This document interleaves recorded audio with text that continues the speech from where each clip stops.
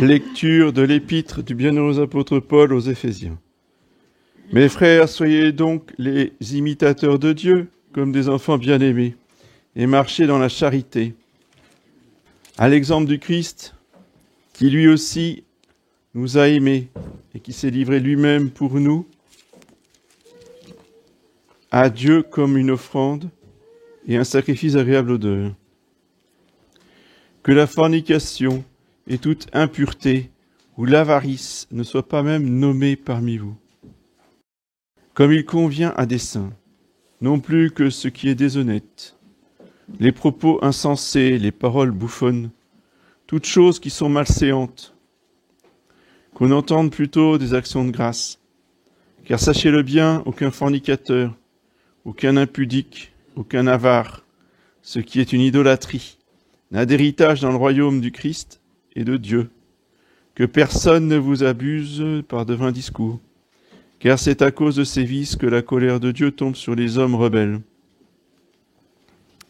N'ayez donc aucune part avec eux, car vous étiez autrefois ténèbres, mais maintenant vous êtes lumière dans le Seigneur. Marchez comme des enfants de lumière, car le fruit de la lumière consiste en tout ce qui est bonté, justice et vérité. Suite du Saint-Évangile selon saint Luc. En ce temps-là, Jésus chassait un démon, et ce démon était muet. Et lorsqu'il eut chassé le démon, le muet parla, et les foules furent dans l'admiration. Mais quelques-uns d'entre eux dirent, c'est par Belzéboub, prince des démons, qu'il chasse les démons. Et d'autres, pour le tenter, lui demandaient un signe qui vint du ciel. Mais lui, ayant vu leurs pensées, leur dit, tout royaume divisé contre lui-même sera dévasté, et les maisons tomberont l'une sur l'autre. Si donc Satan est aussi divisé contre lui-même, comment son règne subsistera-t-il?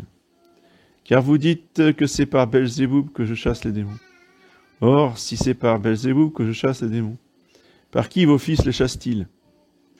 C'est pour cela qu'ils seront eux-mêmes vos juges. Mais si c'est par le doigt de Dieu que je chasse les démons, assurément le royaume de Dieu est arrivé jusqu'à vous. Lorsque l'homme fort, armé, garde sa maison, ce qu'il possède est en paix. Mais si un plus fort que lui survient et triomphe de lui, il emportera toutes les armes dans lesquelles il se confiait, et il distribuera ses dépouilles. Celui qui n'est pas avec moi est contre moi, et celui qui ne recueille pas avec moi dissipe. Lorsque l'esprit impur est sorti d'un homme, il va par des lieux arides, cherchant du repos. Et n'en trouvant pas, il dit, je retournerai dans ma maison d'où je suis sorti. Et quand il arrive, il la trouve balayée et ornée. Alors il s'en va. Il prend avec lui cet autre esprit plus méchant que lui, et entrant dans cette maison, ils y demeurent. Et le dernier état de cet homme devient pire que le premier. Or il advint, tandis qu'il disait ces choses, qu'une femme élevant la voix au milieu de la foule lui dit, « Heureux le sein que vous avez porté, qui vous a porté, et les mamelles qui vous ont allaité. » Mais il répliqua, « Heureux plutôt ceux qui écoutent la parole de Dieu et qui la gardent. » C'est les annonces de la semaine.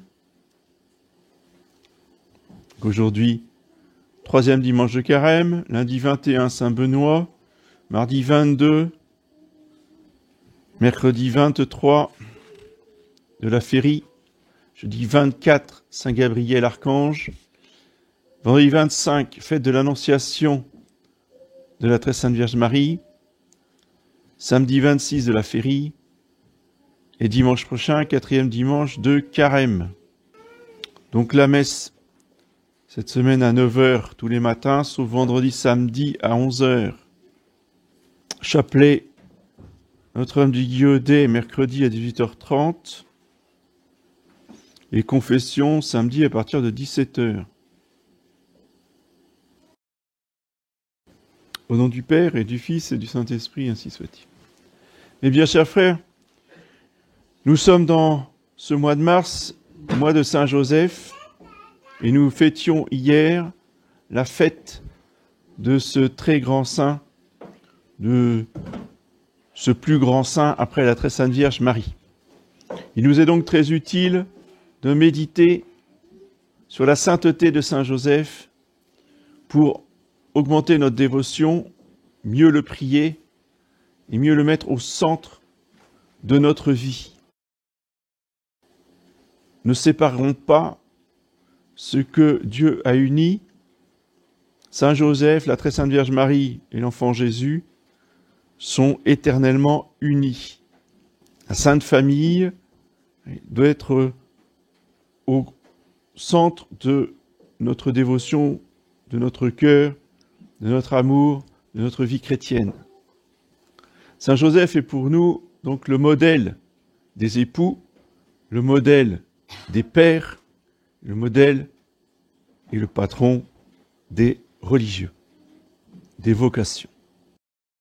Tout d'abord, Saint Joseph est le modèle et la perfection de l'époux. D'ailleurs, c'est le titre de sa fête d'hier, époux de la très sainte Vierge Marie.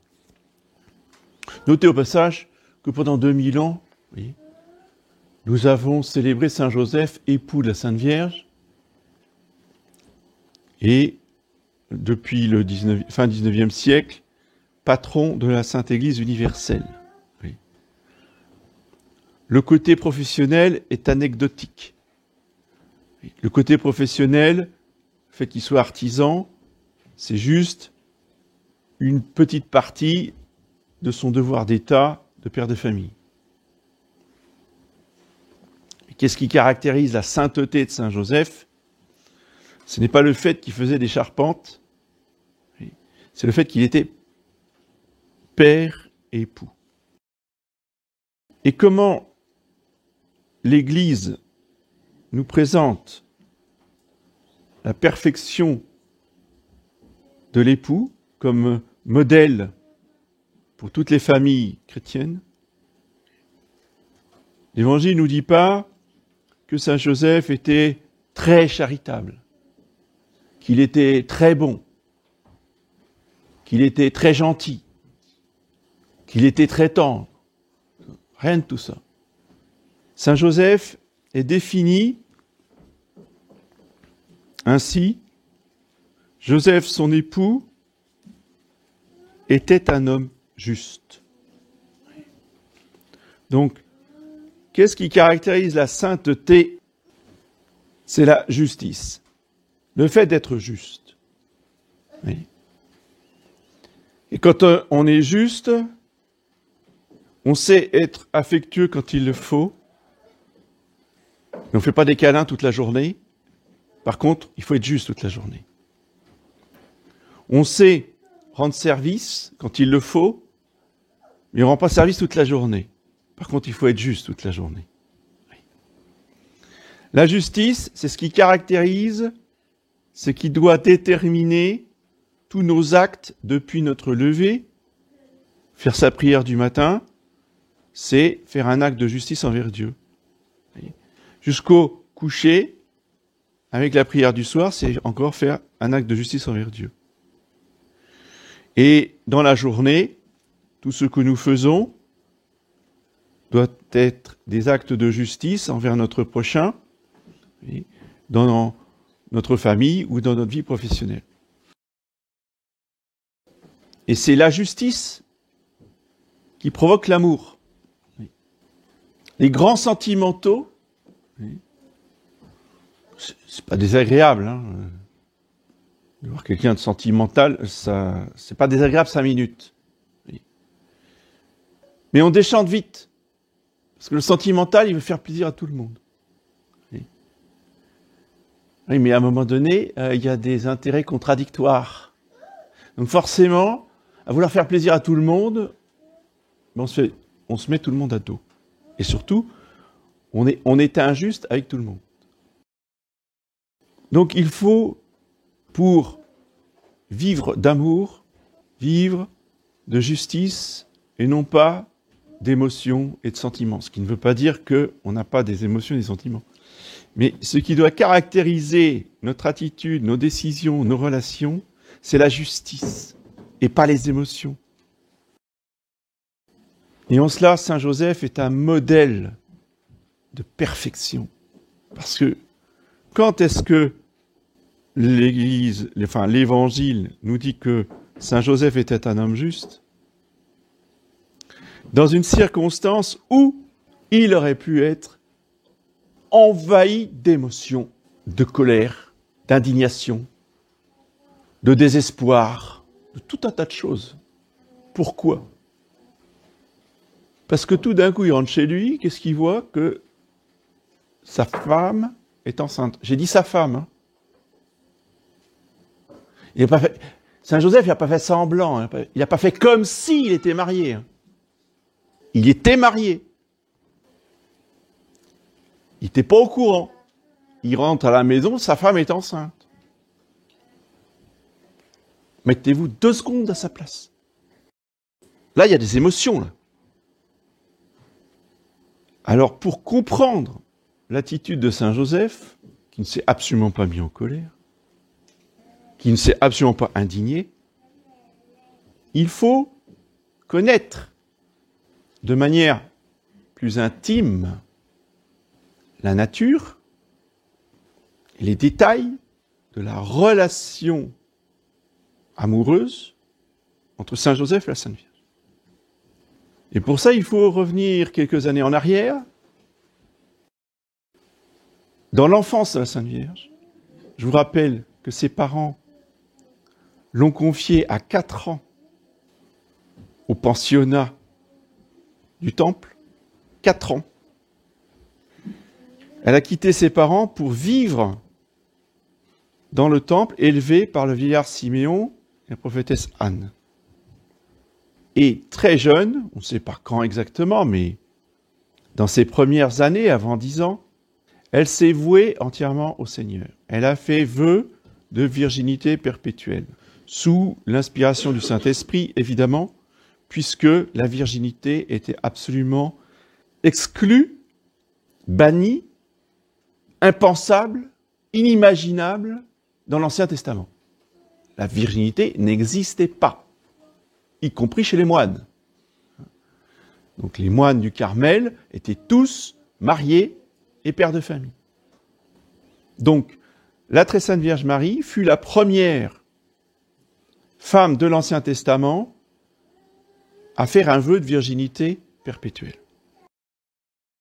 Ce qui explique le trouble de Notre-Dame, que nous lirons justement vendredi pour l'Annonciation, quand l'ange Gabriel lui annonce qu'elle va être mère du Sauveur.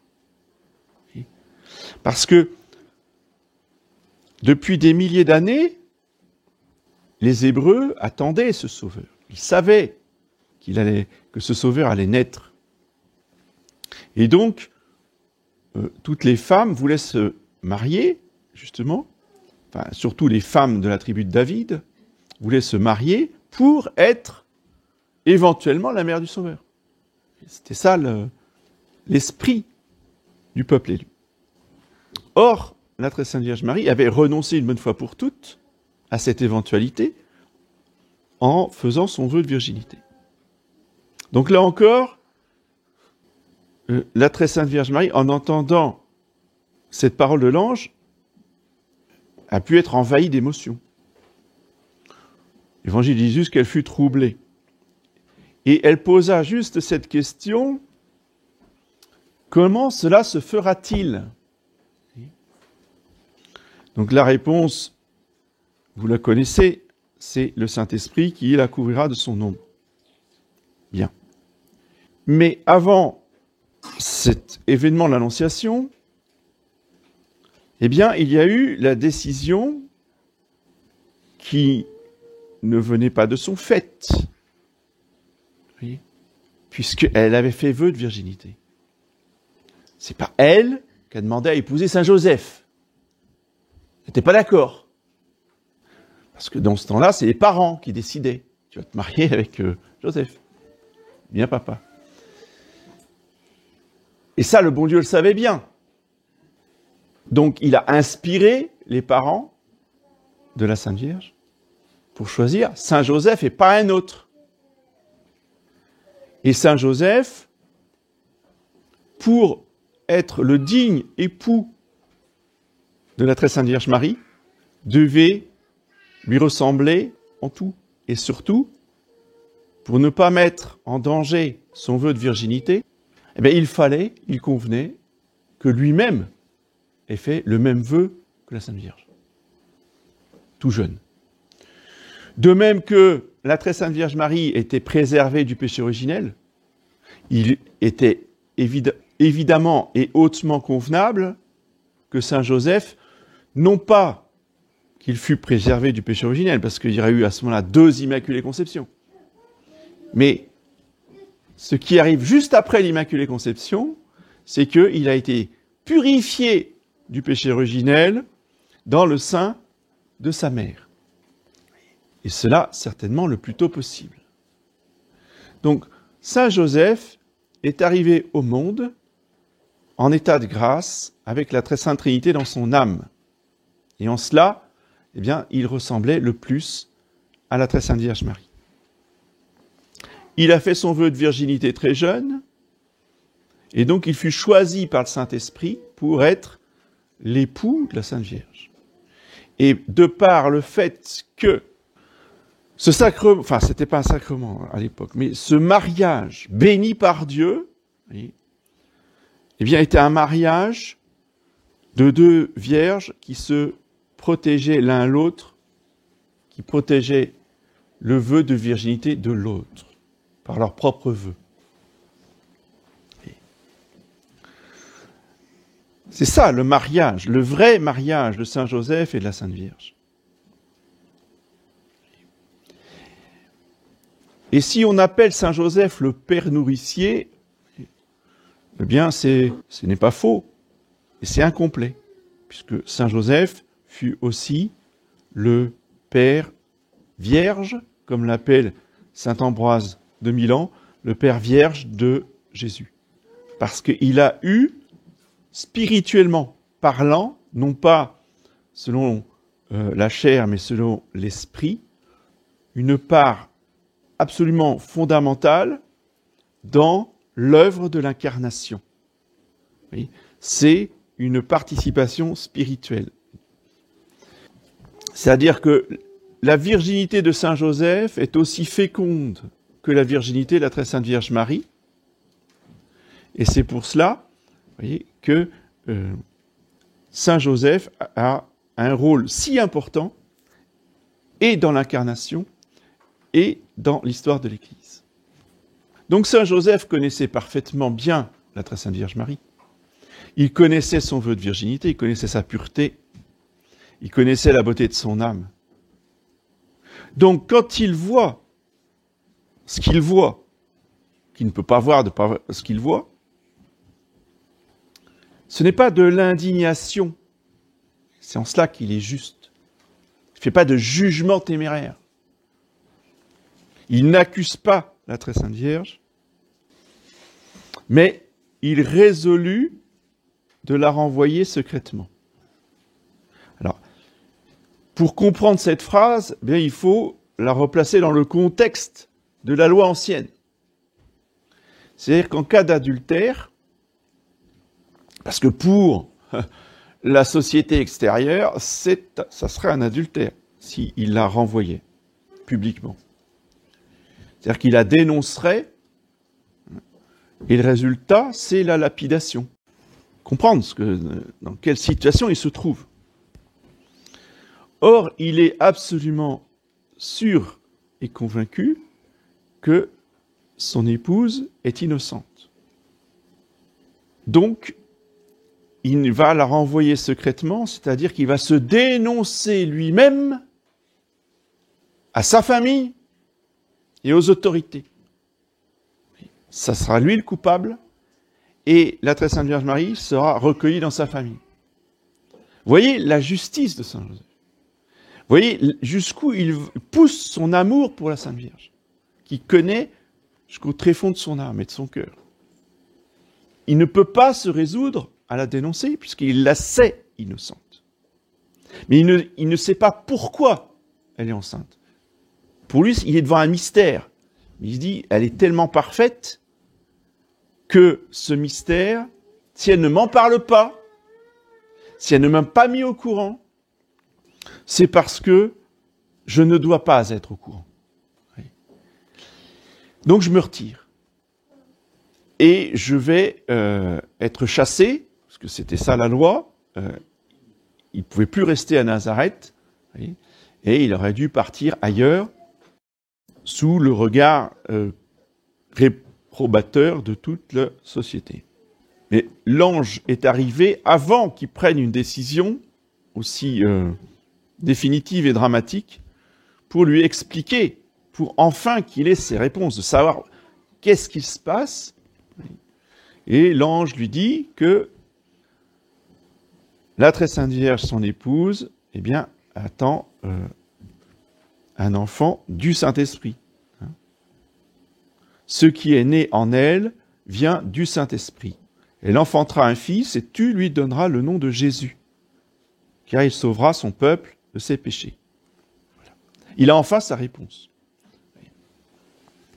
Mais par quelle douleur, par quels affres de désolation, Saint Joseph est passé par amour pour la Sainte Vierge.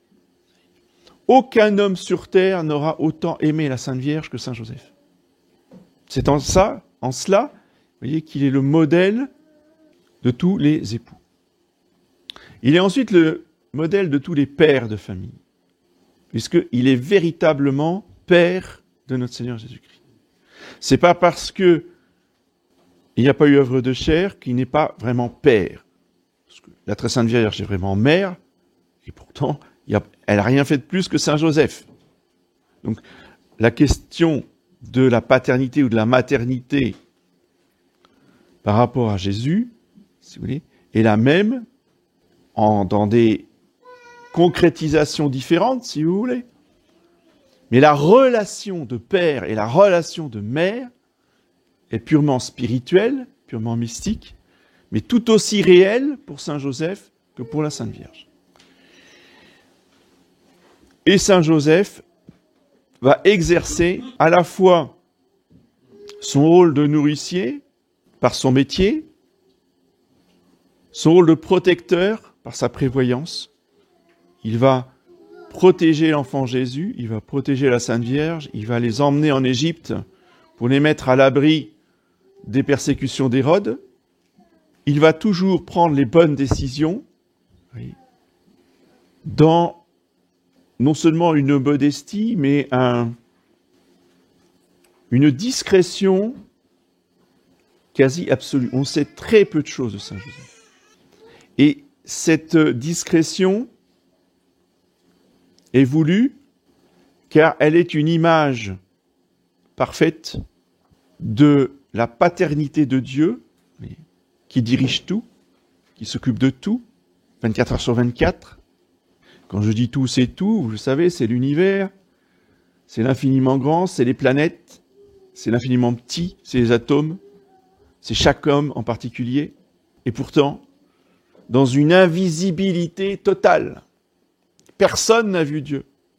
Personne ne le voit s'occuper du monde, s'occuper de nous. Et pourtant, il nous maintient en vie, il nous nourrit, il nous protège, il s'occupe de nous tous les jours. Eh bien, Saint Joseph, de même, était une image parfaite de Dieu le Père. Il s'occupe de tout dans une discrétion absolue, dans un effacement, voyez, dans un renoncement à lui-même absolu. Tout le temps de Noël, on sait qu'il est là. Et qu'est-ce qu'il fait? On ne sait pas. Forcément, il s'occupe de tout, puisque la très sainte Vierge Marie s'occupe de l'enfant Jésus, c'est lui qui fait tout le reste. Mais on ne va pas vous raconter quand il va faire ses courses, quand il va parler aux commerçants. Ça n'a aucun intérêt. C'est pas dans l'Évangile. Alors, c'est pas la peine d'aller voir Maria Valtorta pour avoir les détails, vous voyez, hein, pour savoir qu'est-ce qu'il a dit au boulanger. Hein. Parce que si Maria Valtorta, c'est de ce niveau-là. Restons surnaturels et concentrons-nous sur les leçons de l'Évangile sur les silences de l'Évangile qui nous enseignent beaucoup plus que les centaines de pages de Maria Valtorta. Enfin, Saint Joseph est le modèle des religieux, en particulier et spécialement, et des vocations en général. Pourquoi ? Parce que c'est l'homme de métier, oui, qui met toute sa vie et tout son zèle professionnel, je dirais, au service de Dieu, dans le recueillement, dans la prière, dans le silence.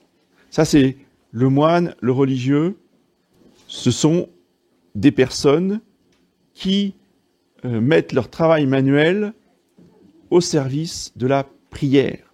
Et c'est pour cela que Saint Joseph est le véritable modèle, vous voyez, de tous les religieux. Alors, quelles que soient les circonstances, les différentes vocations religieuses, oui, tous doivent mettre leur qualité manuelle ou professionnelle au service de la vie de prière et de recueillement. C'est aussi Saint Joseph qui est le modèle des évêques. Pourquoi ? Parce qu'il a dirigé notre Seigneur Jésus-Christ, il s'est occupé de notre Seigneur Jésus-Christ comme les évêques s'occupent du corps mystique. Ce sont des responsables, des pasteurs qui doivent gouverner le corps mystique du Christ, au moins une partie. D'où ce rôle de patron de l'Église universelle. Et Saint Joseph, en tant que, justement, patron de l'Église universelle, modèle des religieux, est la terreur des démons. C'est le titre que nous lui donnons dans les litanies de Saint Joseph. Et l'évangile de ce dimanche de Carême nous montre bien, voyez, que notre Seigneur Jésus-Christ est venu pour chasser les démons. Alors, on pense beaucoup à Saint Michel, avec raison, puisque c'est lui qui est préposé, en tant que chef des milices célestes, à chasser le démon. Mais n'oublions pas non plus que Saint Joseph a ce rôle d'exorciste. Il faut l'appeler aussi à notre secours lorsque nous sommes aux prises avec Satan, quelles que soient les circonstances, parce que la victoire est assurée à chaque fois que Saint Joseph intervient. Donc prions-le, voyez, dans nos vies pour chacun de ces trois aspects d'époux, de père, de modèle, de religieux, surtout de terreur des démons, pour qu'ils viennent nous protéger, nous guider, nous éclairer, nous défendre. Au nom du Père et du Fils